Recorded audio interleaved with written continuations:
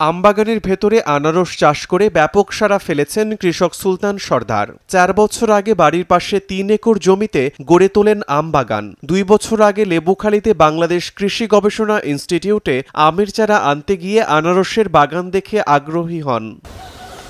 সেখান থেকে চাষ প্রণালী সম্পর্কে ধারণা নিয়ে জলডুবি প্রজাতির 2000 চারা এনে আম গাছের নিচে রোপণ করেন তিনি। সে বাগানে গত বছর প্রথমবারের মতো ফল ধরেছে। আমের পাশাপাশি 50,000 টাকার আনারসও বিক্রি করেন তিনি। লাভজনক হয় গাছ থেকে কলমের মাধ্যমে চারা তৈরি করে বাণিজ্যিকভাবে আনারসের চাষাবাদ শুরু করেন। এখন তার বাগানে 5,000-এরও বেশি আনারস গাছ রয়েছে। এই আনারস এমন একটা লাভজনক ফসল, এটা কোনো লাগে না, সার ওষুধ লাগে না, ওষুধ কিছু লাগে না, খালি বছর একটু পয়সা দিয়ে ডঙ্গল বাসা লাগে, একটু হরি লতা মাথা হয়। হ্যাঁ, কিন্তু চারাও বিক্রি করি আমি। গত আমি প্রায় 5,000 টাকা চারা বিক্রি করছি, এবার আরও বেশি হইবে।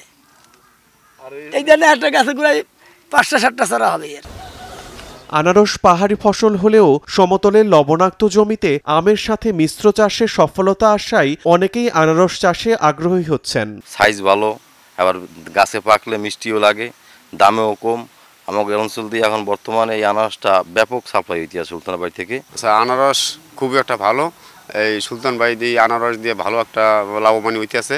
তার বাড়ির পাশে আমার বাড়ি, আমিও তার কাছ থেকে নিয়েছি, কিছু নিয়ে মোটামুটি ভালোই লাগাইছি, ভালোই হইতে আছে। আমার স্বামীর পাশাপাশি আমিও হেল্প করি, তাই মনে করেন যে ভালোই লাভবান আমরা দেখতে আছি। আরও সামনে আরও আমরা লাভবান আরও বাড়াই করব।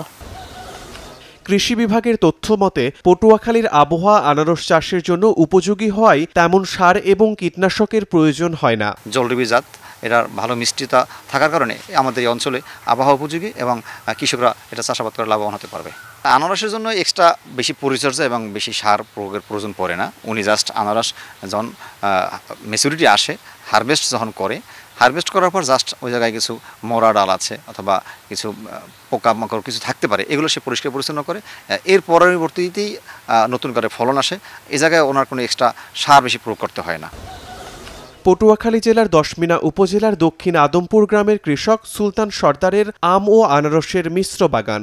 এবছর আমের পাশাপাশি লক্ষাধিক টাকার আনারস বিক্রির প্রত্যাশা তার। সময় সংবাদ, পটুয়াখালী।